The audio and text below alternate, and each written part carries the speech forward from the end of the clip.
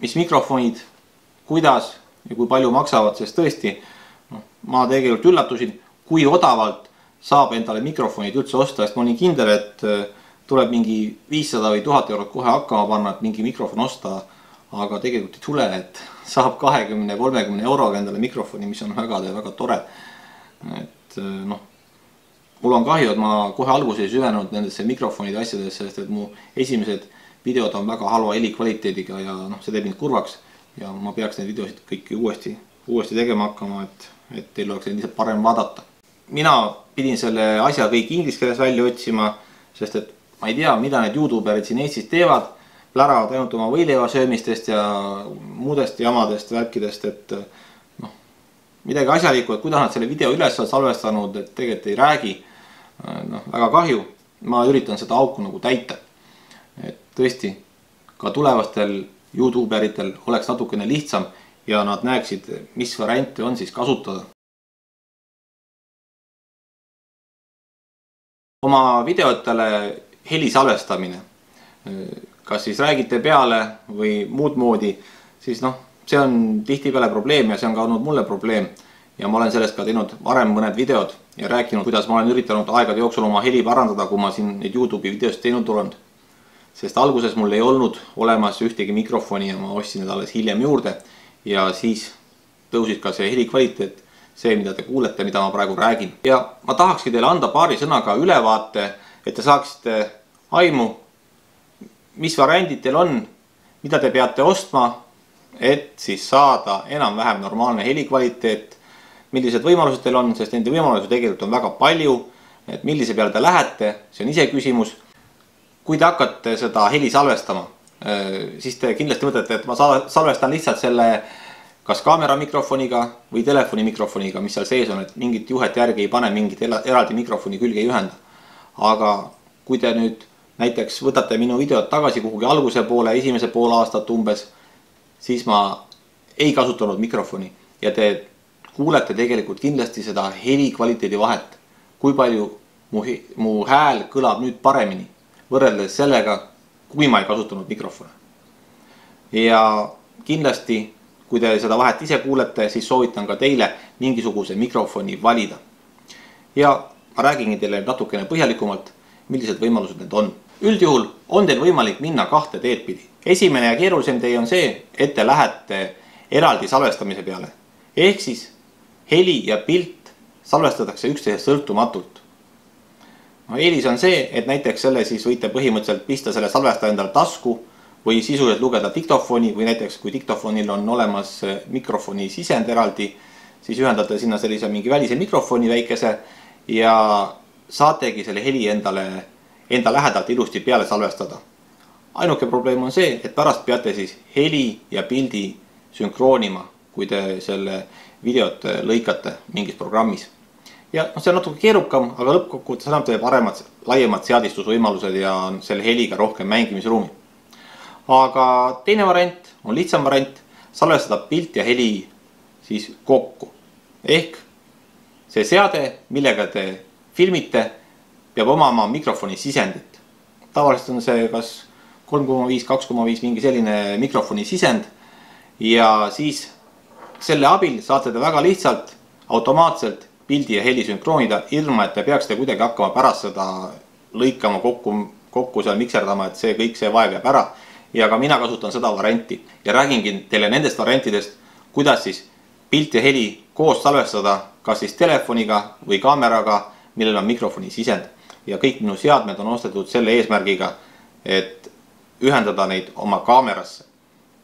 Jah, osasid neist saab ka eraldi kasutada, nii-öelda panna välise salvestaja, mingi muu salvestaja külge, aga kuna see on keerukam, siis mina leian, et minu videod on niivõrd lihtsad, et need sellist eraldi heli mikserdamist küll ei vaja ja mulle piisab sellest, kui ma salvestan nii pildi kui heli kokku.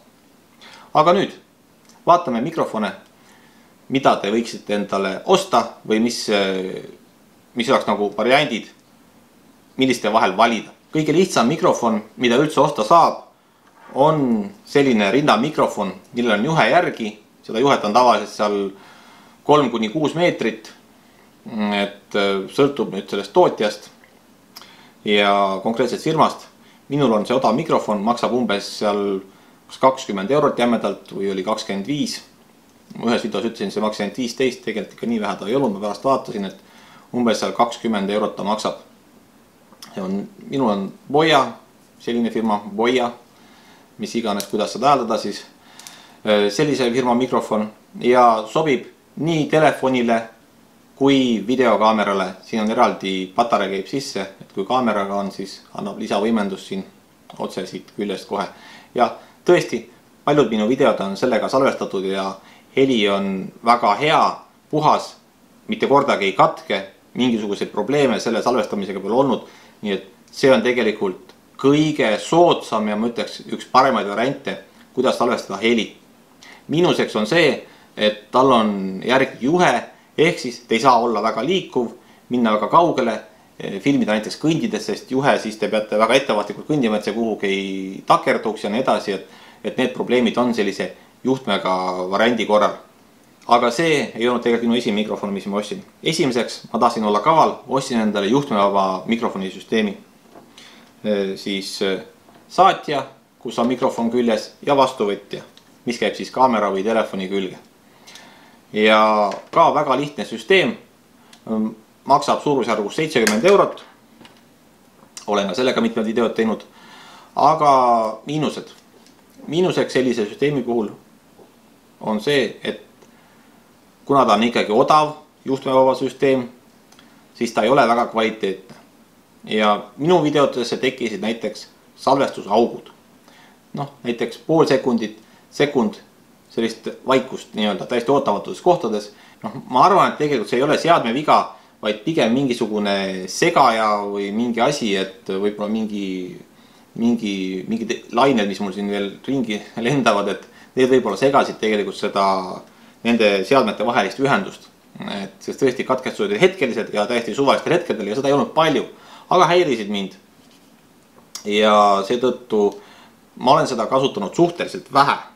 Võib-olla ma peaksin rohkem testima lihtsalt, et asi on selles, sest tegelikult ülevaated on väga head ja 70 euro eest ega paremat juhtmevaba süsteemi ei saa, kui see on ka firma Boya, nagu see juhtmega mikrofon, siis ma mõtlesin, ma ostan ikkagi ühe firma asjad, et tunduvalt töötavad, ülevaated on head ja ega ma ei kurda, aga ma tõesti ei kasuta, kuna ta tekitas auke ja ma ei viitsi mäkerdada ja proovida, kuidas see siis paremini nagu kõlaks ja kas siis mingil hetkel on augud ja mingil hetkel ei ole selle heli augud. Ja on jäänud mul seisma. Ja praegu ma salvestan heli suundmikrofoniga. Suundmikrofoni pildi ma panen teile sinna juurde, kohe siia üles.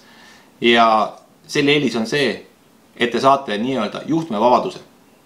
Ehk siis see käib kaamera peal ja ta salvestab heli üks siuke, ütleme meeter, 2, ütleme nii, et maksimaalselt 3 kauguselt. Pärast seda läheb heli juba üsna kehvaks. Aga tavaline see, et kas näiteks YouTuberid, vlogerid hoiavad seda nii-öelda käes, siin poole meetri kauguselt või minul on ta praegu siin, ütleme seal, oskagi öelda, meeter või kopikas peale kaugusel. Selliselt kauguselt suundmikrofon töötab tegelikult väga hästi. Ja antud mikrofon, mille heli te kuulete, maksab 35 või 40 eurot. Ja väga odav ja soodne ost ja töötab väga hästi ja ütleme nii, et enamik minu videosid on tehtud sellega. Mitte kõik, aga väga paljud, eriti viimasel ajal, kuna ta on lihtsalt mugav. Panen külge ja ta on oma ette. Ma ei sõltu mingisugust juhtmest, mingist asjast. Et see mulle iseenesest meeldib. Aga miinuseks on see, et ma ei saa minna kaugele ja tegelikult ta võiks olla parema kvaliteediga, õigemini, kui ma lähen lähemale, siis see heli kvaliteet tõuseb. Ja ütleme nii, et praegu ma olen üsna piiri peal siin see meeter või poolteist, et kaugemale ei tahaks enam minna, sest et heli läheb lihtsalt kehvaks. Ütleme nii, et need on need 3 varianti, mille vahel te saate valida. Tavaline juhtmega süsteem, väga lihtne mikrofon, ühtepidi teile külge ja teistpidi läheb kaamerasse, siis ma ütleks, et kas nüüd veel lihtsam, aga natuke kallim variant, kui ostate mingi Rode mikrofoni või mingi siukse Rode siis eesti keeles põhimõtteliselt. Sellise mikrofoni mingi, ütleme seal korralik mikrofon seal 150 eurot, 200, 250 eurot, siis ta on kallim. aga kestab teil aastaid ja aastaid, mitte midagi sellega ei juhtu. Et väga hea ost. Suundmikrofon annab teile vabaduse, nagu ma ütlesin, saate ringi käia, see on kaamera küljes, sõltumatu, te ei ole juhtmega ühendatud, hea variant. Ja kolmas variant on siis saatja ja vastuvõtjaga juhtmevabadus. Aga nagu elu näitab minu puhul, siis see ei pruugi olla mõnes mõttes hea, kuna ta võib tekkida just nimelt see heli hakkimine. Katkestused võivad tekkida. Ja see on selle asja nagu miinus. Ja nüüd ma näitan teile seda, mis selle ära kaotab. Kaotab ära siis vähe kallim komplekt. Juhtmevaba komplekt. Vastuvõtja ja 2 saatjat. See tähendab seda, et näiteks see on selline komplekt, mida saab kasutada 2 inimese peal korraga. Ja antud komplekt maksab suurusjärgus 500 eurot. Tootja on Koomika või Koomika, kuidas nüüd võtta, et kes kuidas hääldab. Aga tegemist on sellise, ma ei saa nüüd öelda, et professionaalse tehnikaga, aga ütleme sellise juba poolprofessionaalse tehnikaga. Levib kuni 100 meetrit, ei haki, ei tekista katkestusi, erinevaid neid sagedusalasid on mingi 100, mille vahel valida. Ma täpselt ei mäleta, kui nüüd oli. Nii et ütleme nii, et kvaliteedi tõus võrreldes selle 70 eurose komplektiga on märkimisväärne. Ja antud süsteem tagab nüüd selle, et kui ma panen endale ühe selle saatja külge ja vastuvõtja ühendan kaameraga, siis ma tegelikult võin sisuliselt joosta jalgpalliväljaku teise otsa. Võib-olla ma seda kunagi teile näitan, kuidas see nii kaugelt ka töötab. Aga oluline on see, et ta ei tekita mingeid katkestusi ja heli on ühtlaselt kvaliteetne. See on selle asja põhieesmärk. Aga hinnaklass tasub osta tõesti ainult juhul, kui te tahate teha mingisuguseid spetsiifilisi videosid või ütleme selliseid põhjalikumaid videosid mingitel teatud põhjustel.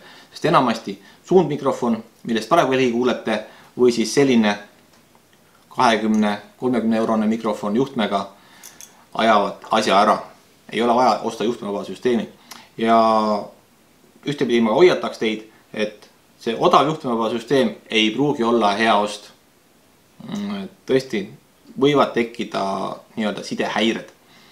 Et kui tahate korraliku juhtmevaba süsteemi, tuleb osta midagi kallimat. Aga 500 või veel rohkemat eurot selle peale kulutada ma ka ei soovitaks.